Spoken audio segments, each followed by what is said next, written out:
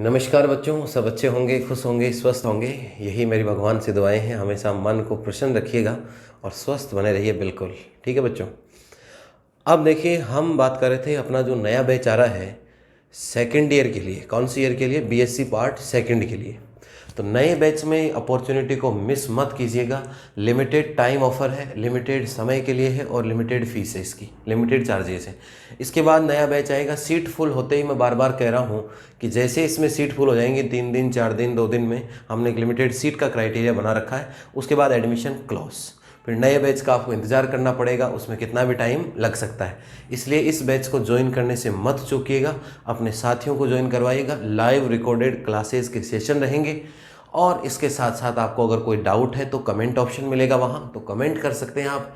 या फिर हम एक लाइव सेशन वीकली और एक यूनिट वाइज या एक चैप्टर वाइज हम लाइव सेशन भी लेके आएंगे डाउट क्लासेस के लिए, तो उस लाइव सेशन में मिलिएगा। तो बिल्कुल एकदम ज़ीरो टू हीरो बैच लेके आने वाला हूँ बच्चों में, ठीक है।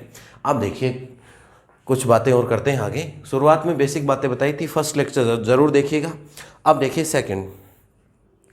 देखिए, हम बात कर रहे हैं बीएससी पार्ट सेकंड मैथमेटिक्स में, बीएससी पार्ट सेकंड मैथमेटिक्स में, बीएससी पार्ट सेकंड मैथमेटिक्स में।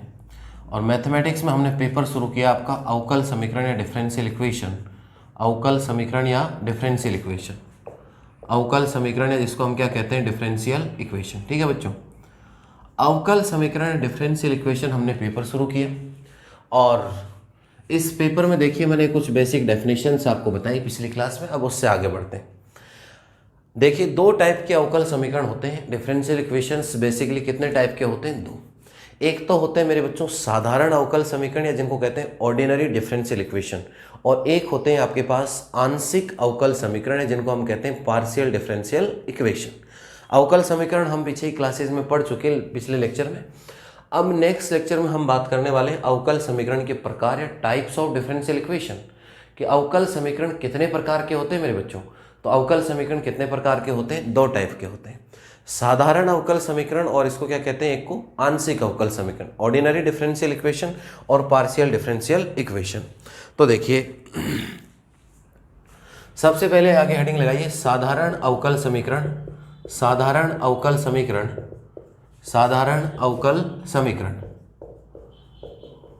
जिसको हम कहते हैं ordinary differential equation, ordinary differential equation, साधारण अवकल समीकरण या ऑर्डिनरी डिफरेंशियल इक्वेशन।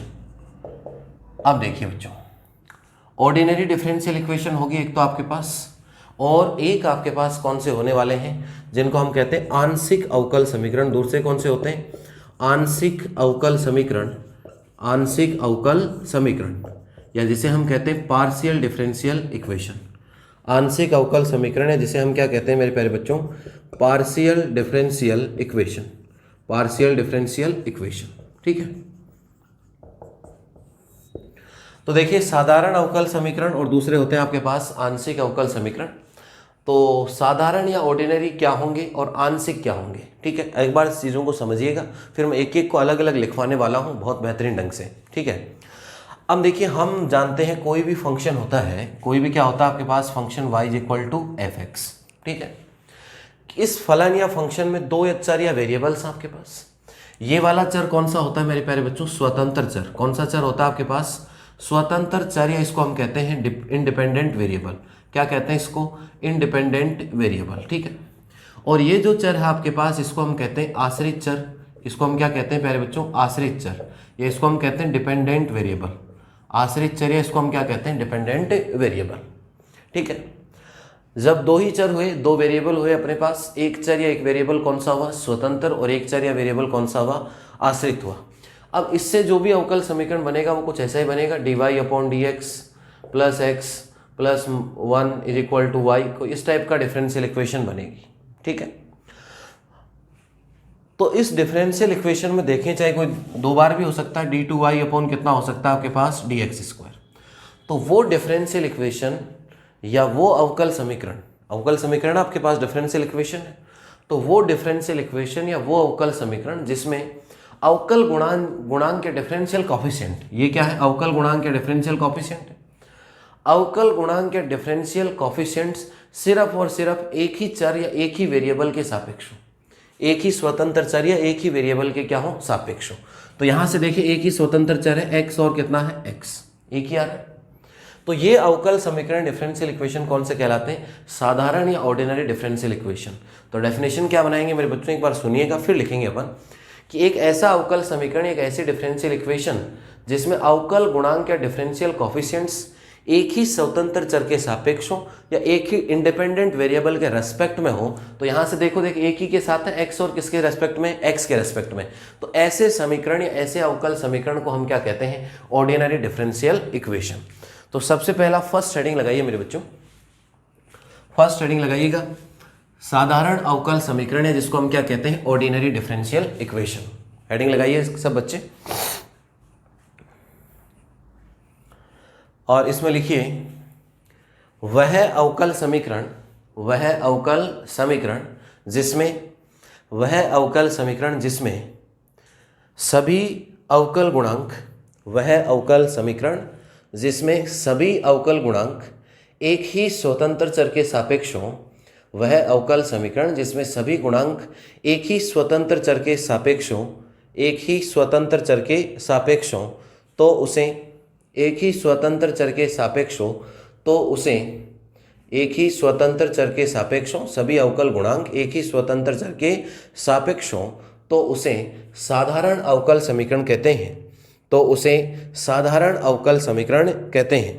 तो उसे साधारण अवकल समीकरण कहते हैं। A differential equation which consists all differential coefficients, a differential equation which consists all differential coefficients with respect to one independent variable, with respect to one independent variable, with respect to one independent variable is called ordinary differential equation. A differential equation in which all the differential coefficients with respect to one independent variable is called ordinary differential equation. उदाहरण या example अगर हम लिखना चाहें तो इसका example हम लिख सकते हैं, कोई भी लिख लो, d2y upon d x square plus कितना लिख सकते हैं 6dy upon d x plus y is equal to e to the power x। तो इसके अंदर देखिए कि कितने स्वतंत्र चर हैं, एक ही के सापेक्ष है, x के साथ ये है, ये भी किसके साथ है, विद रेस्पेक्ट टू x। तो ये किसकी बात हुई, हमारे पास साधारण अवकल समीकरण है, इसको हम क्या कहते हैं मेरे बच्चों, ऑर्डिनरी डिफरेंशियल इक्वेशन कहेंगे इसको। तो ये एग्जाम्पल नोट कर लीजिएगा नीचे।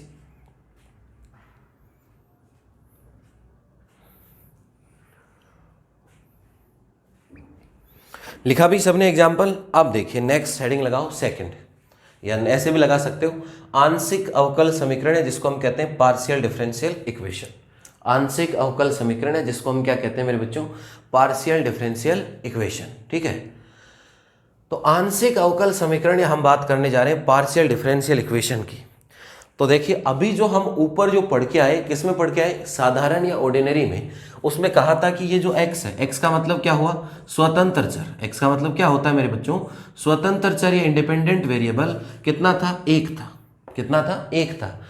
जब किसी सवाल में या किसी अवकल समीकरण में या किसी इक्वेशन में जब एक से ज्यादा, मोर देन वन, एक से ज्यादा जब स्वतंत्र चर या इंडिपेंडेंट वेरिएबल्स हों और उनके सापेक्ष अवकल गुणांक या डेरिवेटिव एग्जिस्ट करते हों, तो हम उसे क्या कहते हैं, आंशिक कहते हैं।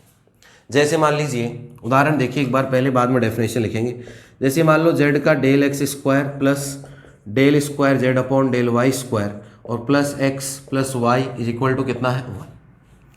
अब इस इक्वेशन में देखें तो z है, ये तो आश्रित है।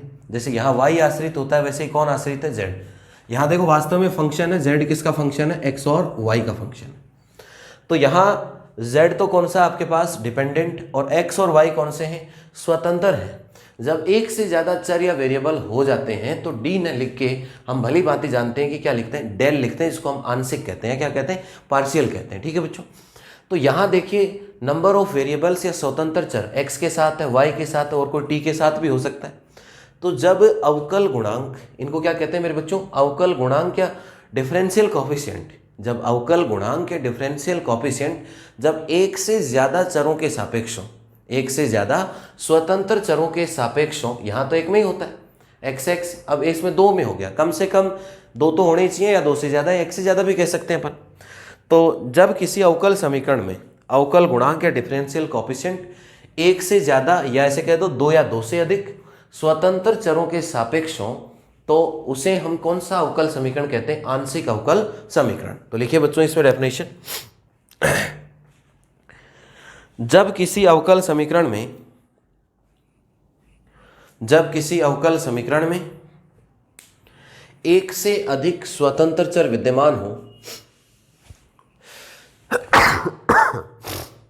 जब किसी अवकल समीकरण में एक से अधिक स्वतंत्र चर विद्यमान हो, जब किसी अवकल समीकरण में एक से अधिक स्वतंत्र चर विद्यमान हो तथा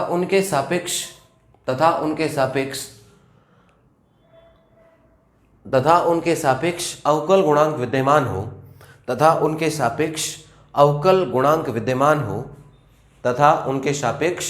अवकल गुणांक विद्यमान हो, तो इसे आंशिक अवकल समीकरण कहते हैं।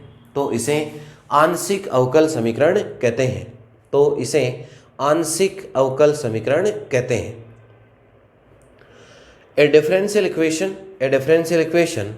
which consists more than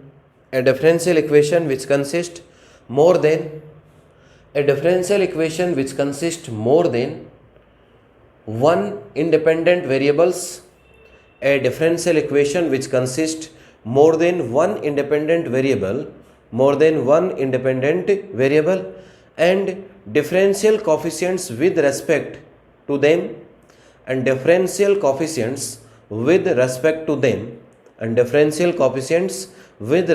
them is called partial differential equation। तो देखिए मेरे बच्चों, बिल्कुल बेसिक से मैंने बताया आपको कि जब स्वतंत्र चर एक ही हो तो कौन सा होता है? साधारण।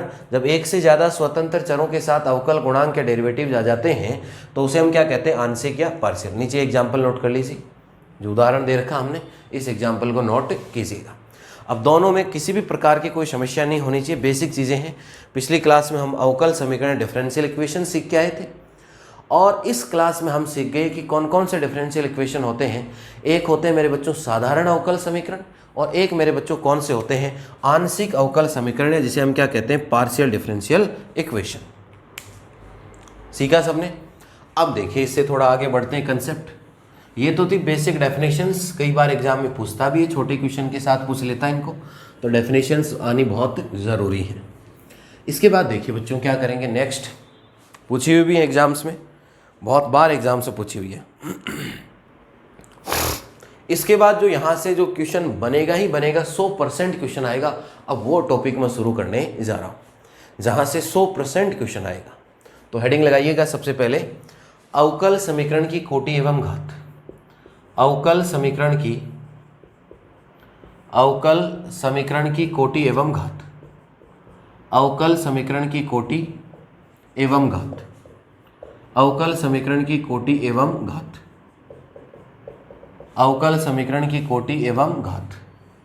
ऑर्डर एंड डिग्री, कोटि को क्या कहते हैं? ऑर्डर, और घात को क्या कहते हैं? Degree. Order and degree of A differential equation. Order and degree of A differential equation. Order and degree of A differential equation. Order and degree of A differential equation. दो शब्द हैं और दो ही क्वेश्चन है। अपने आप में कितने क्वेश्चन है? दो। Order and degree of A differential equation.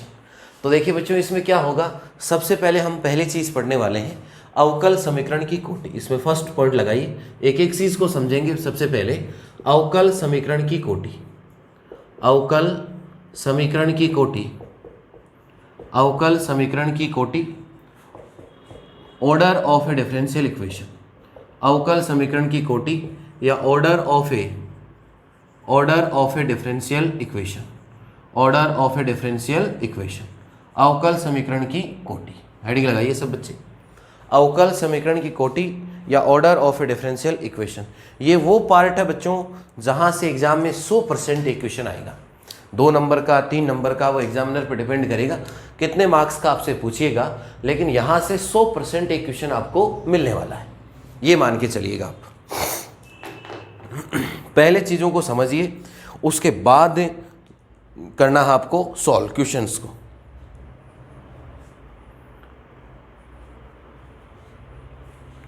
पहले डेफिनेशन लिख रहा हूं, लिख लीजिए सभी बच्चे। किसी अवकल समीकरण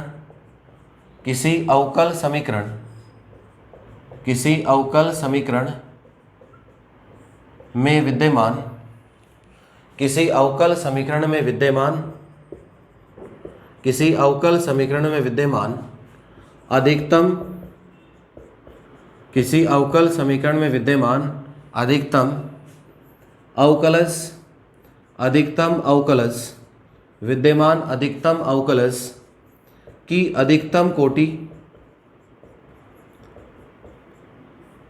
किसी अवकल समीकरण में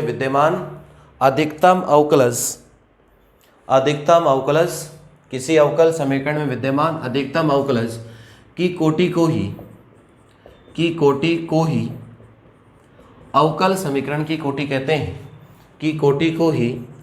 अवकल समीकरण की कोटि कहते हैं।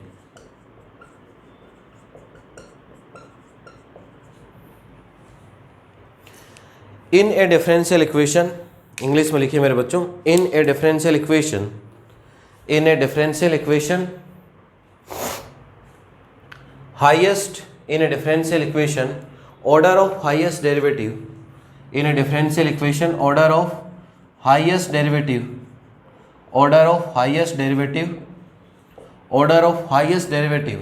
is called order of differential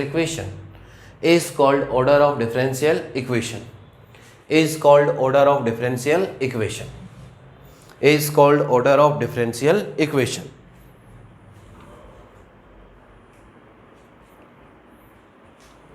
ठीक है। अब देखिए इसमें क्या कहा गया है मेरे बच्चों, इसमें कह रखा है कि कोई भी डिफरेंशियल इक्वेशन है, कोई भी क्वेश्चन होगा, उसमें क्या देखना आपको, अधिकतम अवकलज। क्या देखना है मेरे बच्चों, अधिकतम अवकलज, या क्या देखना, हाईएस्ट डेरिवेटिव। और जितनी बार अवकलज होता है वही उसकी क्या होती है, कोटि, हाईएस्ट कोटि, वही ऑर्डर होता है उसका, और वही ऑर्डर किसका होगा, क्वेश्चन का। देखिए एग्जाम्पल से देखिए और बेहतर समझने के लिए, जैसे कोई भी क्वेश्चन बना सकते हैं हम। जैसे ये क्वेश्चन दिया हुआ d2y/dx² plus dy/dx plus 5y is equal to कितना दिया हुआ, 0। ये हमारे को क्या दे रखा है, एक डिफरेंशियल इक्वेशन दे रखा है। अब इस डिफरेंशियल इक्वेशन की हमें क्या देखनी है, कोटि देखनी है, ऑर्डर देखना है। कोटि या ऑर्डर का मतलब होता है डिफरेंशियल इक्वेशन में अधिकतम अवकलज की कोटि। अधिकतम अवकलज की कोटि का मतलब है कि ज़्यादा से ज़्यादा बार डिफरेंशिएशन या अवकलन कितनी बार है, ज़्यादा से ज़्यादा डिफरेंशिएशन या अवकलन कितनी बार है आपके क्वेश्चन में। तो ज़्यादा से ज़्यादा बच्चों यहाँ एक बार है, यहाँ कितनी बार है, 2 बार। अरे अवकलन या डिफरेंशिएशन कितनी बार है, 2 बार। तो अधिकतम अवकलज की कोटि, यहाँ तक देखो डेफिनेशन, किसी अवकल समीकरण। देखो एक एक शब्द क्लियर होना चाहिए भाई, जो शब्द मैंने लिख दिया उसका मीनिंग है, ऐसे नहीं लिखा हुआ एक शब्द भी। किसी अवकल समीकरण, तो ये कोई अवकल समीकरण डिफरेंशियल इक्वेशन विद्यमान एग्जिस्ट करती है आपके पास। अधिकतम अवकलज, तो ये रहा अधिकतम अवकलज 2 बार की कोटि, कोटि का मतलब ऑर्डर, इस कितनी बार है, ये 2 बार है। जो कोटि होगी, कोटि को ही क्या कहते हैं, अवकल समीकरण की कोटि होती है। जो कोटि इसकी होगी वो इसकी होगी, तो इसकी कोटि कितनी है प्यारे बच्चों, ऑर्डर कितना है, 2। ऑर्डर कैसे चेक होता है कि ज़्यादा से ज़्यादा बार, हाईएस्ट बार डेरिवेटिव या अवकलज कितनी बार है, तो कितनी बार है इस क्वेश्चन में, 2 बार। यही तो कह रहा है कि अधिकतम अवकलज की कोटि, ऑर्डर ऑफ हाईएस्ट डेरिवेटिव कितना है मेरे प्यारे बच्चों, 2 है। तो क्या बन गया आपके पास इस क्वेश्चन का ऑर्डर कितना हो गया आपके पास, ऑर्डर कह दीजिए चाहे इसको क्या कह दीजिए, कोटि, और कोटि आपके पास कितनी हो गई, 2। ऑर्डर कितना हो गया आपके पास, 2 हो गया मेरे बच्चों। और क्वेश्चन लेके देखते हैं। ये दे रखा dq/dx की पावर 3 प्लस ये हो गया 4 dy/dx की पावर में whole power 4 plus 6y is equal to e⁻x। ये क्वेश्चन है, ठीक है। अब देखिएगा, एक बार बाद में नोट करिएगा, बहुत सारे क्वेश्चन, कोई भी क्वेश्चन बना सकते हैं, बुक में भी बहुत सारे क्वेश्चन है, हम भी कोई सी भी क्वेश्चन बना सकते हैं। जरूरत है तो सिर्फ किसकी जरूरत है, कंसेप्ट क्लियर होने की जरूरत है। अरे किसकी जरूरत है, कंसेप्ट क्लियर होंगे तब आप कोई भी क्वेश्चन एग्जाम में किसका कर पाओगे, order and degree, order and degree का कोई भी क्वेश्चन कब कर पाओगे, जब मेरे बच्चों कंसेप्ट क्लियर होगा। जब तक कंसेप्ट क्लियर नहीं होगा ऐसे काम नहीं चलने वाला। अब देखिए इसमें क्या है, पढ़िए, किसी अवकल समीकरण या डिफरेंशियल इक्वेशन, ये एक डिफरेंशियल इक्वेशन, अधिकतम अवकलज हाईएस्ट डेरिवेटिव, कोटि, कोटि का मतलब वो कितनी बार है, हाईएस्ट डेरिवेटिव कितनी बार है, अधिकतम अवकलज कितनी बार है।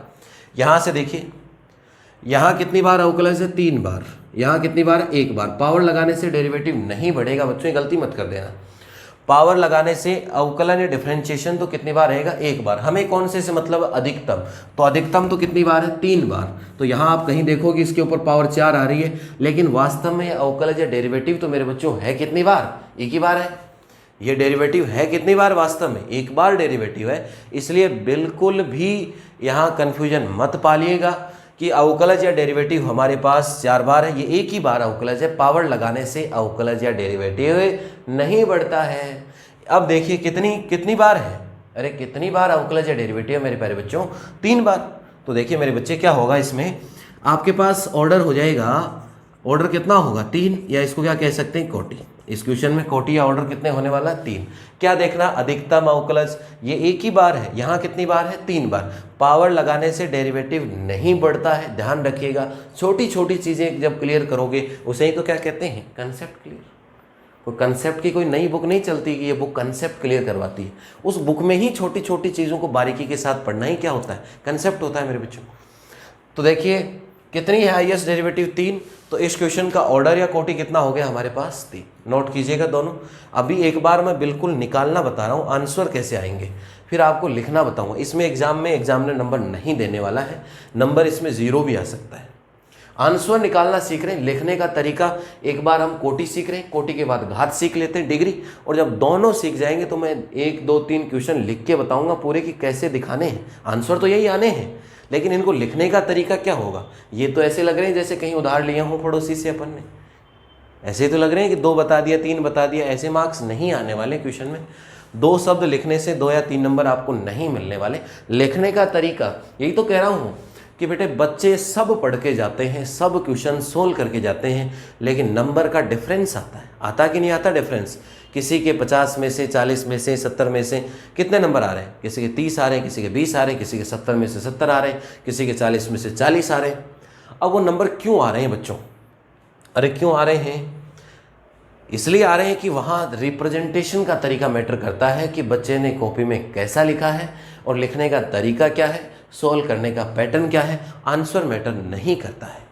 इसलिए बच्चों आंसर तो अभी निकालना सीख गए, अब इन आंसर को लिखना कैसे, एक बार तो हम निकालना सीखिए, फिर एक क्वेश्चन में मैं बहुत बेहतरीन ढंग से हिंदी इंग्लिश तो बता ही रहा हूँ, वैसे सारी चीज़ें साथ साथ कोई इशू आएगा ही नहीं, और हिंदी इंग्लिश में पूरा लिख के कि इस तरीके से लिखोगे, इस तरीके से प्रेजेंट करोगे, तब आपको पूरे नंबर मिलने वाले हैं। तो ये नोट कीजिए दोनों एग्जाम्पल। किसकी बात कर रहे हैं, किसके उदाहरण पढ़ रहे हैं हम, कोटि या ऑर्डर के उदाहरण पढ़ रहे हैं। कोटि या क्या पढ़ रहे हैं मेरे प्यारे बच्चों, ऑर्डर।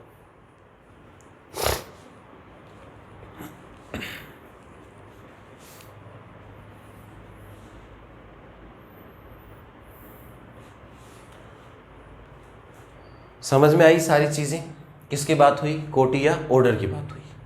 अब देखिए एक इंपॉर्टेंट चीज़ यहाँ जो ध्यान देने योग्य होती है, नोट लगा के लिखिए उस चीज़ को, नोट या टिप्पणी लगा के लिखिए, इंपॉर्टेंट बात है जिससे कि आपको हमेशा देखते रहे। नोट लगा के लिख लीजिए मेरे बच्चों, या एरो का साइन लगा के लिख लीजिए। क्या बता रहा हूँ, कोटि ज्ञात करते समय, कोटि ज्ञात करते समय लिख लीजिए पहले, कोटि ज्ञात करते समय यदि अवकल समीकरण में, कोटि ज्ञात करते समय यदि अवकल समीकरण में, कोटि ज्ञात करते समय यदि अवकल समीकरण में, कोटि ज्ञात करते समय यदि अवकल समीकरण में इंटीग्रेट fy dx या integrate fx dy, fx dy जैसे पद विद्यमान हो, जैसे पद विद्यमान हो तो पहले इन्हें अवकलन की सहायता से, तो पहले इन्हें अवकलन की सहायता से हटाते हैं, अवकलन की सहायता से हटाते हैं और उसके पश्चात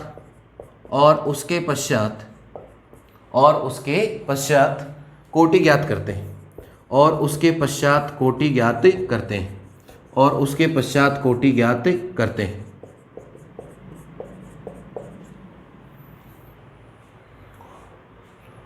If there are some terms such as integrate fy dx or integrate fx dy, if there are some terms such as integrate fy dx or integrate fx dy in a differential equation at a time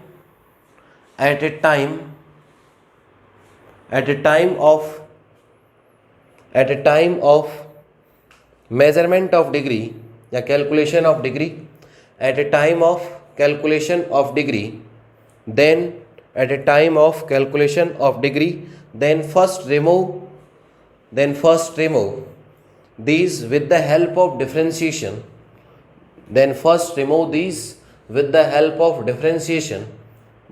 of all remove these with the help of differentiation and then find out degree, find out degree of differential equation, and then find out degree of differential equation,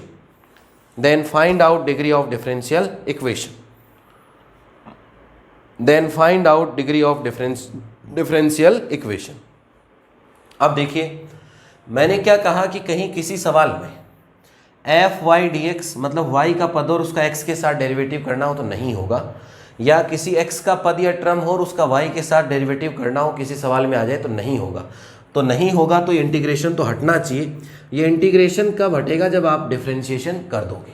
ठीक है, अब देखिए क्या करें इसके अंदर। यही तो कहा कि डिफरेंशिएशन कर लीजिए, लिख तो ली बात आपने। अब इस बात का वास्तव में मीनिंग क्या निकलता है उस चीज़ को समझने के लिए बच्चों उदाहरण लेके चलते हैं, एग्जाम्पल या क्वेश्चन करते हैं। देखिए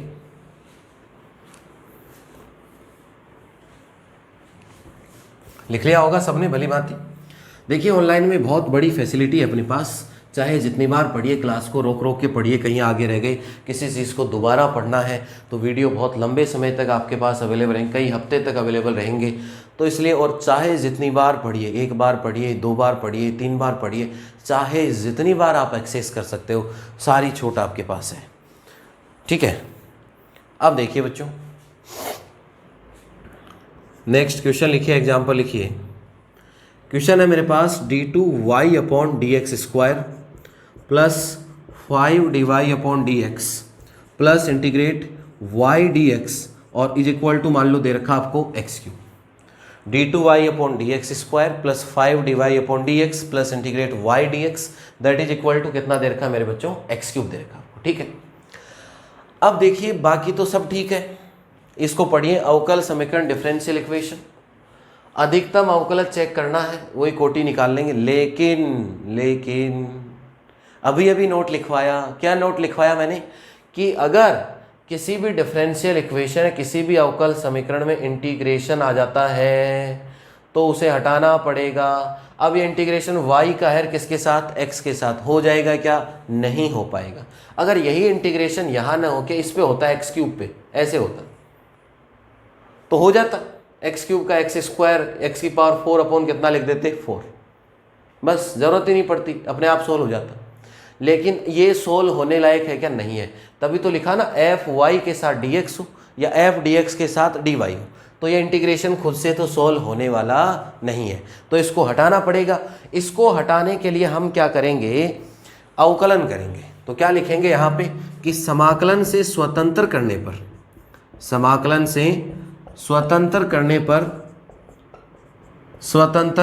पर या तो ऐसे कह सकते हो समाकलन से फ्री करेंगे, फ्री फ्रॉम इंटीग्रेशन। समाकलन से स्वतंत्र करेंगे। समाकलन से स्वतंत्र किससे होगा? अवकलन या डिफरेंशिएशन से होगा, या ऐसे भी लिख सकते हो अवकलन करने पर, अवकलन करने पर टेकिंग इट्स डिफरेंशिएशन, अवकलन करने पर या टेकिंग इट्स डिफरेंशिएशन। इंटीग्रेशन आ गया जो अपने आप में सोल्व हो सकता है क्या? नहीं हो सकता बच्चे। तो जब नहीं हो सकता तो इंटीग्रेट y dx लिखा हुआ आपके पास, तो समाकलन से स्वतंत्र करने पर फ्री फ्रॉम इंटीग्रेशन और टेकिंग इट्स डेरिवेटिव कर कीजिए।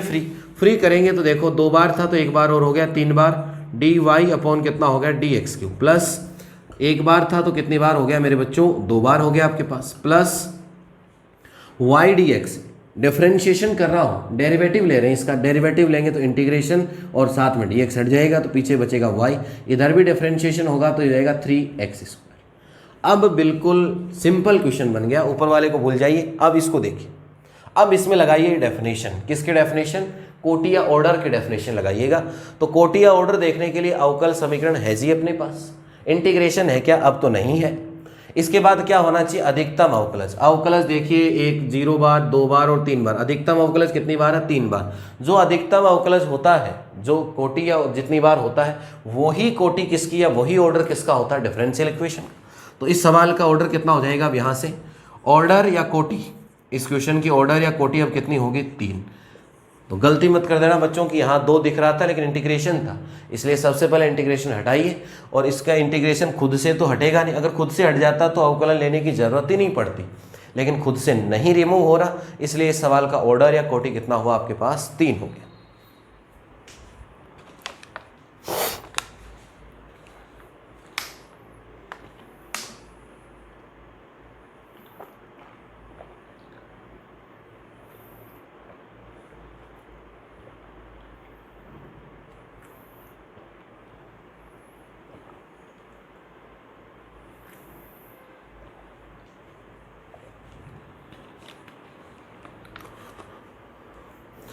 तो चीज़ों को कंसेप्ट से करते रहिए, सिस्टम से। अब अभी तो इतना लिख लीजिए, फिर लिखने का पैटर्न और बताऊंगा। जब दोनों चीज़ें सीख जाएंगे तो एग्जाम में लिखना कैसे होता है, वो बहुत इंपॉर्टेंट चीज़ है। एग्जाम में लिखने का तरीका कि आप कैसे लिख पाते हो चीज़ों को, वो बहुत बेहतर है। अब ये क्वेश्चन तो था जिसमें इंटीग्रेशन वास्तव में था। अब कई बार क्या है कि आपको राह से भटकाने के लिए थोड़ा सा होता कुछ है, दिखता कुछ है, उसमें करना कुछ नहीं होता। इसी सवाल को मैं करने वाला हूँ, लिख लिया होगा सबने, नोट कर लीजिए इसको। इसी सवाल को देखो फिर चेंज करेंगे, नेक्स्ट क्वेश्चन बनाएंगे और इसमें ये इंटीग्रेशन यहाँ लगाएंगे। ये अब जो बच्चे रट के गए हैं उनका गलत होना है, और जो मैं एक चीज़ बार बार कहता आ रहा हूँ कि बच्चों ये क्लियर होना चाहिए, क्या? कंसेप्ट क्लियर होना चाहिए। क्या क्लियर होना चाहिए? कंसेप्ट क्लियर होगा। और जिस बच्चे का मेरे भाई लोगों कंसेप्ट क्लियर हो गया, उस बच्चे का कभी भी कुछ नहीं बिगड़ने वाला। चाहे अगला चाहे जितना सवाल को घुमा ले, लेकिन हमारा सवाल सही होगा, बिल्कुल कॉन्फिडेंस के साथ हम कह सकते हैं। आप में इतना कॉन्फिडेंस आ जाएगा अगर मेरे साथ पढ़ते पढ़ते चलोगे तो आप किसी भी सवाल के आंसर मिलाने की ज़रूरत ही नहीं समझोगे कि आंसर भी मैच करवाने का। आपको अपने आप अंदर कॉन्फिडेंस डेवलप हो जाता है। अब हम में भी कॉन्फिडेंस डेवलप है प्रैक्टिस और एक्सपीरियंस के कारण। कभी भी आंसर मैच नहीं कराते, पीछे क्या आंसर आ रहा है सही आया होगा। कोई कांस्टेंट, कोई प्लस माइनस, कोई C1 C2 नाम अलग अलग ले सकता है, लेकिन आंसर हमेशा वही आएगा। वो हमें इतना कॉन्फिडेंस डेवलप कहाँ से हुआ कि हम बहुत अच्छे से कंसेप्ट क्लियर हैं और सारी चीज़ें प्रैक्टिस पे प्रैक्टिस चल रही है। अब इस क्वेश्चन को देखिए, नया क्वेश्चन है आपके लिए, दूसरा बदल गया क्वेश्चन। इस क्वेश्चन में जो बच्चा कंसेप्ट क्लियर नहीं, वो तो रट के गया है कि सर इंटीग्रेशन आते ही उसका डिफरेंशिएशन करना है। लेकिन अरे भाई मेरे एक बार देख तो लिया कर कि है कौन है x³ dx। ये तो अपने आप ही सोल्व हो जाएगा, अपने आप ही सोल्व हो जाएगा। इसको हटाने की ज़रूरत है क्या किसी को लगा के? ये तो लो अगली लाइन में ऐसे ही कर दूंगा इसको, तो d2y/dx² प्लस 5dy/dx और प्लस y dx, ये dx तो हट जाएगा ना, ये नहीं है। y = ये तो हो जाएगा मेरे भाई x⁴/4। ये लो, ये अपने आप ही सोल्व। लेकिन पिछले वाला सोल्व हो रहा था क्या? पिछले वाला y का था x के साथ, तो उसको हटाया।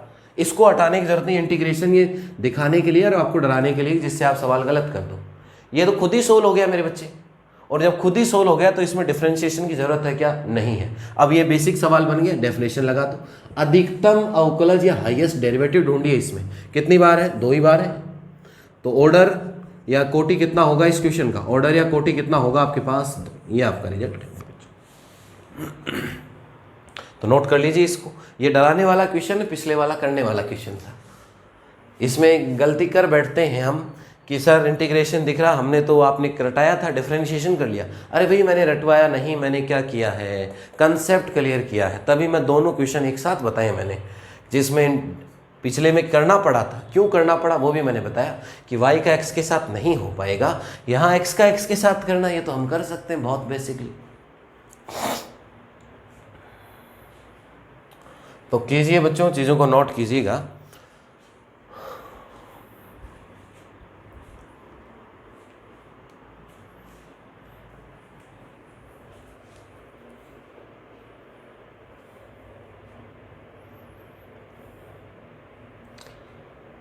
क्लियर कर लिया नोट सबने? तो ये कंसेप्ट था किसका? कोटि का। अब नेक्स्ट क्लासेस में हम क्या शुरू करेंगे? घात। जब दोनों सीख जाएंगे, ऑर्डर एंड डिग्री, तब फिर एक एक क्वेश्चन लेके चलेंगे। आपकी बुक के सारे क्वेश्चन करेंगे। ये तो बिल्कुल समझने के लिए कोई भी उदाहरण लिख सकते हैं। कोटि में भी, घात में भी ऐसा ही करने वाले, डिग्री में भी हम। फिर जब समझ जाएंगे दोनों चीज़ें, तो दोनों क्वेश्चन एग्जाम में एक साथ पूछेगा। एक ही क्वेश्चन में घात चेक करवाएगा, ऑर्डर, और एक ही में कोटि चेक करवाएगा आपसे। डिग्री और ऑर्डर एक में ही चेक करवाएगा। ठीक है? तो अब बिल्कुल चीज़ों को बेसिक से लेते चलिएगा। और नया बैच हम ला ही रहे हैं आपके लिए। फिर कह रहा हूँ भाई, लिमिटेड सीट का बैच रहेगा, डाउट क्लासेज रहेंगी। बाकी मैं बहुत यूथ मोटिवेटर के तौर पे बहुत अच्छे से काम कर रहा हूँ बहुत सालों से, तो बहुत आपका अच्छा मोटिवेशन होने वाला है। क्लासों में बोर्ड नहीं होने दूंगा बिल्कुल भी। बहुत इंटरेस्टिंग सेशंस लेके आने वाला हूँ क्लासेस के। आप कभी मेरे लाइव सेशन देखे होंगे, बहुत इंटरेस्टिंग रहते हैं। क्लासों में एक अलग ही मोटिवेशन होगा। हर एक सप्ताह में एक बार तो ज़रूर मिलूंगा आपसे बातचीत करने के लिए लाइव आऊँगा हर एक वीक में, जिससे कि पिछले सप्ताह की आपकी जो थकान है पढ़ने की वो दूर हो जाए, और अगले वीक के लिए आपको क्या मिल जाएगी? एनर्जी मिल जाएगी। सारे के सारे डाउट सॉल्यूशन, नोट्स, पीडीएफ जहाँ ज़रूरत होगी, एक्स्ट्रा क्वेश्चंस की ज़रूरत होगी, हर एक चीज़ आपको यहाँ भास्कर क्लासेस की इस प्लेटफॉर्म पे अवेलेबल है। बस काम आपको करना है, तो वो करना आपके दोस्तों तक हर एक चीज़ को पहुँचाना, और पहुँचाइए। कोर्स को बाई कीजिए। तीनों सब्जेक्ट के कोर्स अवेलेबल हैं। तो मैं तो कह रहा हूँ कॉम्बो पैक खरीदिएगा बच्चों। कॉम्बो पैक बहुत अच्छा रहेगा, पढ़ाई का एक शेड्यूल बना रहेगा, और लंबे समय तक क्लास अवेलेबल रहेंगी। मैं समझता हूँ कि उस टाइम पे कोई बच्चा क्लास 10% बच्चे ही, मैंने बहुत एक्सपेरिमेंट कर रखे हैं, मैंने लंबा अनुभव है कि एट ए टाइम कितने बच्चे क्लास पढ़ते हैं। एट ए टाइम 10% बच्चे पढ़ते हैं। एट ए टाइम 200-300 बच्चे पढ़ते हैं, तो दिन भर में उस क्लास को फिर 2000 बच्चे पढ़ते हैं।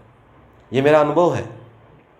तो इसलिए बाकी 90% बच्चों के लिए जो टाइम नहीं पढ़ पाते, भाई नहीं पढ़ पाते, मैं समझता हूँ सीधी सी बात। घर पे काम भी होते हैं, गर्ल्स के भी काम होते हैं, बॉयज़ के भी काम होते हैं, घर के सारे काम करने होते हैं। घर पे हैं, मम्मी है, पापा हैं, कोई भी कोई काम बता सकता है। भी अब काम को टाल नहीं सकते। वो तो इतना ही कहेंगे कि बेटा एक बार बाद में पढ़ लेना, सुबह सुबह इतना काम तो कर दिया करो।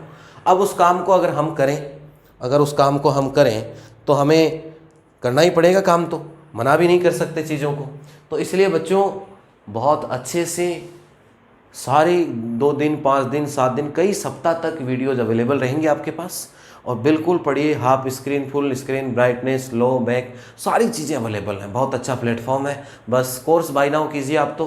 और अगला बैच मैं फिर कह रहा हूँ, लिमिटेड सीटें हैं, पहले आओ पहले पाओ रहेगा, नहीं तो फिर रह जाओगे, इंतज़ार करना पड़ेगा और फिर पढ़ना पड़ेगा। लेकिन रोज़ाना के 3 घंटे की जगह 5-5 घंटे, 6-6 घंटे पढ़ के कोर्स कंप्लीट करना पड़ेगा।